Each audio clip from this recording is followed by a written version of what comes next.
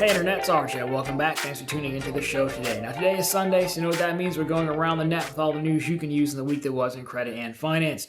So on the docket for today, we have Citi. The Rewards Plus is now MIA, plus their product change rules seem to be tightening up a little bit. We have some rapid fire lounges between the major carriers, of course, and credit card deals. We're also going to talk about American Express Business Platinum credits, and of course, the saga of Smartly continues on last week's rumors and reports. This time around, we have the company internal screenshots posted, compliments of Reddit to go over as well. So of course, if any of that sounds interesting to you, go ahead, press the subscribe button, and let's get to work. Now we will lead off with Citi. As it's been reported maybe 2 or 3 weeks ago max, the Rewards Plus was rumored to be going away. It looks like that has finally happened. It went without much fanfare. It's just not on the Citi website anymore for application. So for right now, who's to say, is it coming out again in the future under a new name? We don't really know. Haven't heard anything, but you know, that was a decent card. It's one of those cards that it definitely fit into specific setups, but if it fit into your setup, then it was really helpful to have. But of course, it doesn't mean yours is going away if you already have one. Now, if you wanted to get one, you could potentially product change to it, but that's going to be a little bit harder to do now because Citi has seemingly tightened up their product change rules, which is something, there's a few stories that you guys actually sent me that I missed. So of course, thank you for that. And the deal here is historically, with credit cards, you can't switch families, right? So you couldn't go Chase Freedom to a Southwest or Hyatt to a Marriott card. You had to stay in the same family when you product change. Citi was oddly fine with you product changing between like a Double Cash and an American Airlines card. You couldn't swap out of the Costco card, right? That was probably a Costco rule. Like, we don't want it easy for people to get rid of our product, right? Well, now it looks like that rule has spread to the American Airlines setup as well. From Frequent Miler, they were tipped off from one of their readers. It basically said this gentleman phoned into Citi. He had an American Airlines Executive Elite card. He wanted to swap into a Double Cash, of course, which earns thank you points. He was told by the representative he could only downgrade to the Advantage Ally card, which included American Airlines, or oddly enough, even the Costco cards. I didn't know you could do that, but that's what he was told. I think you can opt into the Costco, you just can't get out of them. He tried to hang up and call again. The second rep told him the same thing, and so they have this lovely graphic with the American Airlines and the thank you points deal on it. So, Citi doesn't have like that many nearly as many card families. I don't think that many folks are trying to swap into the AT&T card. So you're really talking about thank you card, thank you rewards, AA points, or of course the Costco card, really. And so I would imagine this has been a rule for American Airlines as part of the deal when they made Citi the exclusive issuer of them. Like, hey, look, you can't let people get out of our cards.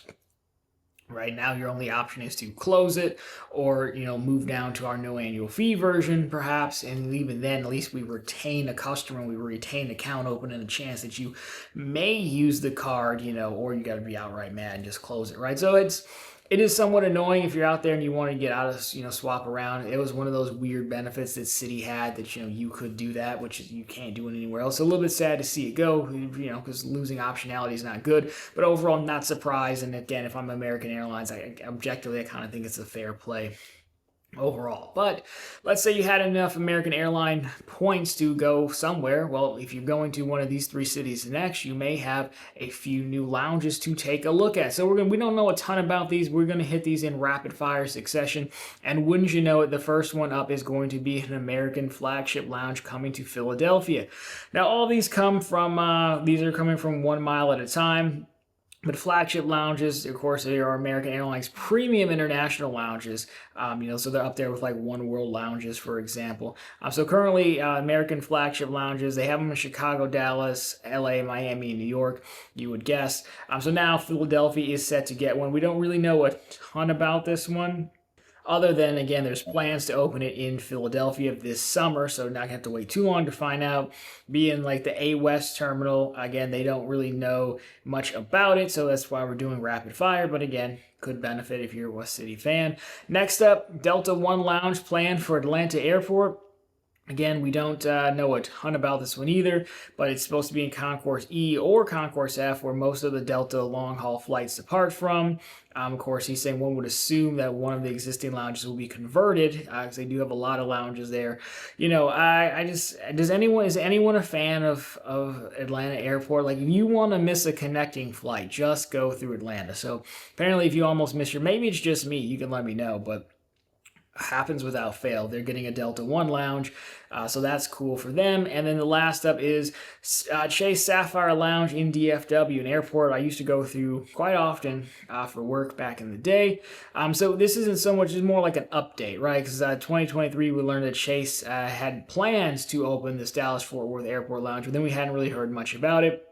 So 1 mile at a time, sources view from the wing that says, it would appear that the permit for the lounge was issued in April of last year, and construction of the lounge is about halfway complete. We don't know exactly when construction started as well, so they're looking at maybe late 2025 or early 2026 to open this as well.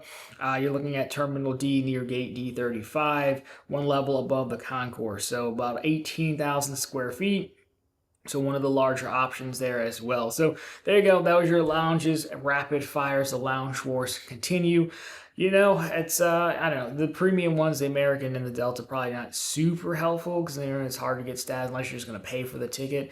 Good to see the Sapphire expanding. I still think they're trying to play catch up a little bit to the Capital One network, which seems to be going pretty well. But again, you know the deal. If you pass through one of those, when they're open, let us know a year from now. We'll of course swing back when they are open with some pictures. Now, if you're not really going to fly, use those type of credits or points, perhaps you were using your business platinum for other things like Dell or Adobe. Those credits or coupons have been rumored to be changing for quite some time. A while back, maybe it was last year, the Platinum Card promo page had updated both of those credits to say, with an end date, right? And those ended up getting extended, but now it looks like they're also getting changed. So we'll take a look at both of these.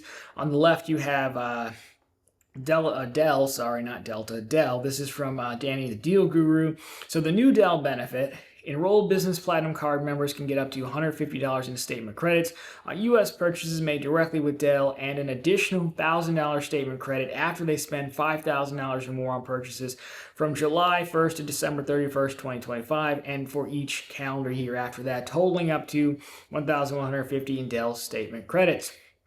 The current outgoing benefit is valid through June 30th of this year. Enrolled Business Platinum Card members, as you know, can earn up to $200 in statement credits semi-annually, $400 annually on purchases, so $400 total. All right, so that's going away in June.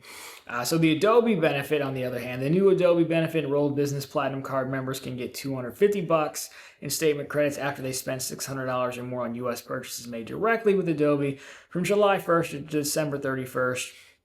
And each calendar year after that. The new Adobe benefit will provide Business Platinum Card holders with a statement credit for spend on all U.S. purchases made directly with Adobe, not just spend on select products. That part is pretty big.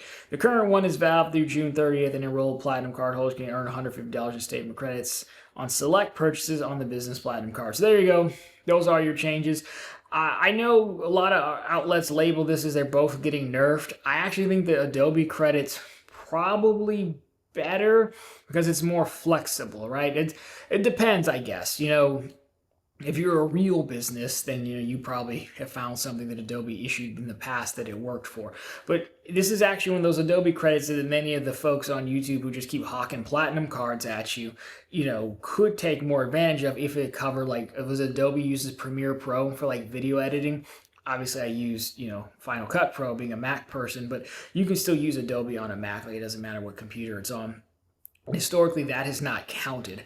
I don't know if things like Photoshop counted or things that creative suites used, So that could potentially be much easier for everyone to use. Obviously, it's a higher dollar amount that you have to hit, but, Adobe does make good products that many people do use. So I don't think the Adobe one is actually a nerfing, really, though it sounds like it is on paper. The Dell one, definite nerfing. It sounds like to me Dell's just sick of people going in and buying right up to the $400 mark or the $200 mark each time. That would be my guess. The $150, it's effectively now a $150 credit. I mean, if you're an actual business, maybe you're buying stuff off of Dell up to $5,000, but I don't know. Just, Dell's it's somewhat limiting unless, again, you're probably a mid-sized business and maybe you issuing Dell PCs at work or something like that. So Dell nerfing Adobe, I don't think it's too bad, but again, let me know what you guys think down below.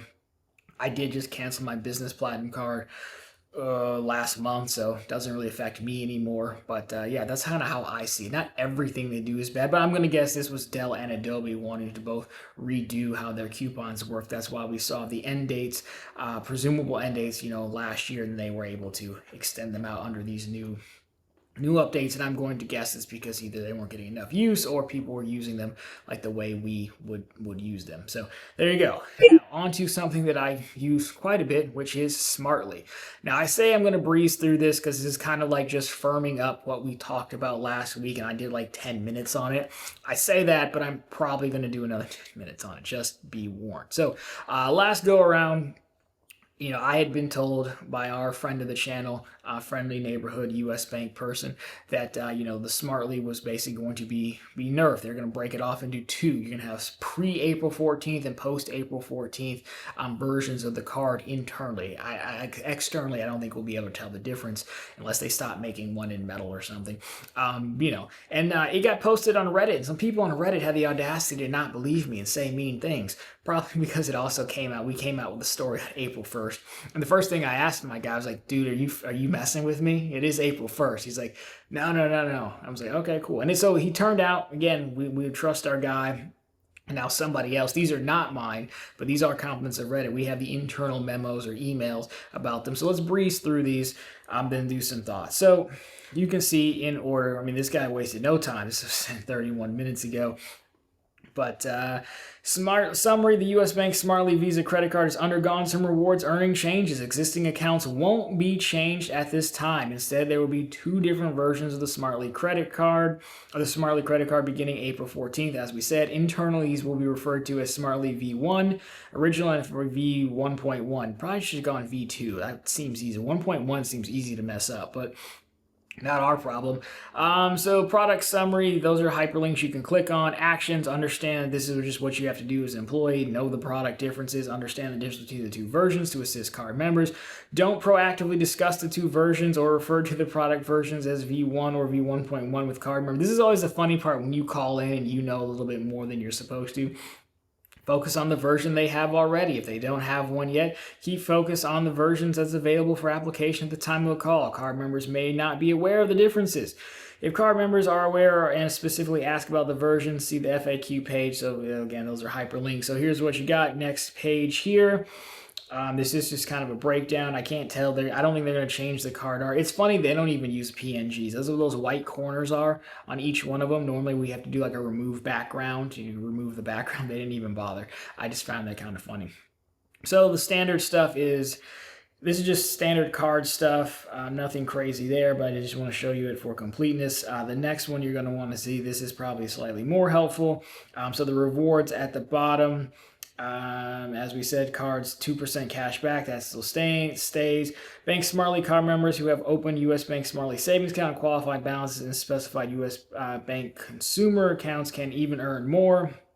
Card earns cashback rewards in the form of points, as we know. Here we go. The revised part on April 14th focus on improving reward benefits. How's it an improvement? Key changes include card members must have a U.S. Bank Smartly savings account, so you still need the savings account and qualifying balances in the U.S. Bank Smartly checking or safe deposit accounts to earn Smartly earning bonuses. So you must have a savings account and qualifying balances in the checking account. So basically, you have to have both. Why not just say that? Minimum balance required to earn Smartly earnings, 10 grand, up from 5. Balances in the Smartly savings, CDs, IRAs, Bancorp investments no longer qualify. And then the bonus exclusions as well that we talked about. Smartly earning bonuses spend is capped at 10 grand per billing cycle, previously unlimited.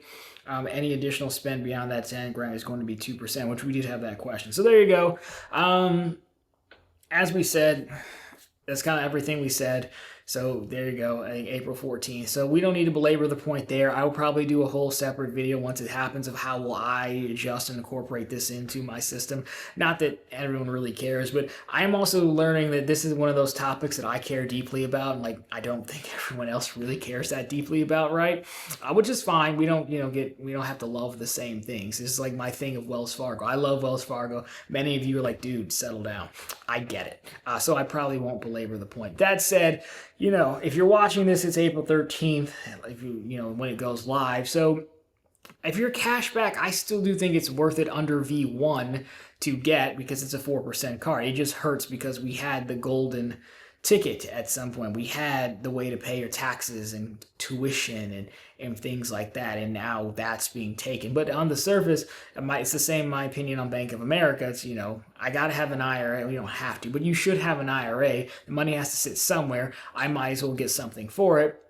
Now, if you're on the fence between this and Bank of America, I'd probably go Bank of America because you can get multiple customized cash cards, Maybe that's the video I should do, comparing the two, how I use them. But either way, it'll kind of be too late because, V1.2 is here on Monday. So bottom line is I would definitely consider getting it if you don't have it, locking it in. It doesn't sound like you have to have it funded. You just have to have all the product, have the card, and then you're in, V1. I think it's worth it. I would at least consider it. I get nothing to say that I have no links for you.